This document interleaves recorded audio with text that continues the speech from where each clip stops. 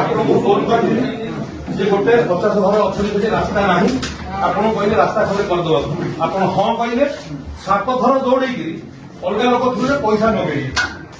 ଆପଣ ମଗେଇଛନ୍ତି ଆଜ୍ଞା, ଯଦି ମଗେଇନାହାନ୍ତି ଯଦି ମଗେଇ ନାହାନ୍ତି ରାସ୍ତା କାହିଁକି ହେଲା ନାହିଁ, କଣ ପାଇଁ ହେଲା ନାହିଁ? ଆପଣଙ୍କ ପ୍ରମୋସନ ହବାର ଅଛି, ସେଥିପାଇଁ ପଇସା କଲେକ୍ସନ କରିବାକୁ। ହଁ ଆଜ୍ଞା, କଣ କରୁଛନ୍ତି? ପଇସା ଦେ, କେତେ ପଇସା ପଇସା ଦେ, ଦେ ପଇସା ଦେ। ଯିବ ଅସୁବିଧା ହବ, ଯିବ ମାଡ଼ ମାଡ଼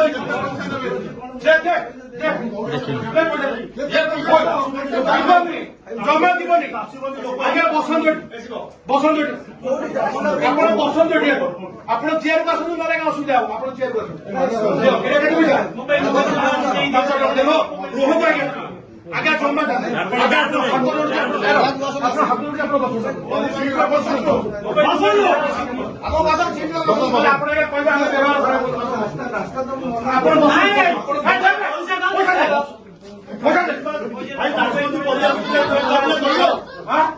ପରିବା ବିକିଲେ ଛୁଆ ପିଲା ଧରିଲେ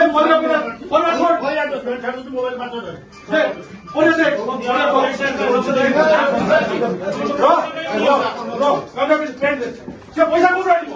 ପଇସା ନାହିଁ ଆମର ସରକାର ନାହିଁ। ଆମେ ପ୍ରମୋସନ ପାଇଁ ପଇସା ଆଦାୟ କରୁଛନ୍ତି ଆଜ୍ଞା, ଆପଣ କରୁଛନ୍ତି ଆଜ୍ଞା।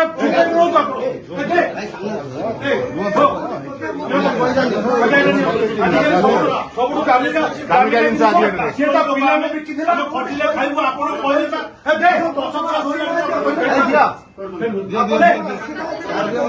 ବୁଝାମଣାରେ ଭୁଲ ଅଛି ଆଜ୍ଞା। ଟିକେ ଚୁପ୍ ରହିବେ ଆପଣ, ଆପଣ କିଛି ଜାଣିଛନ୍ତି? ଆପଣ କହିଲେ ଆପଣ କହିଲେ କହିଲେ କଣ ହବ?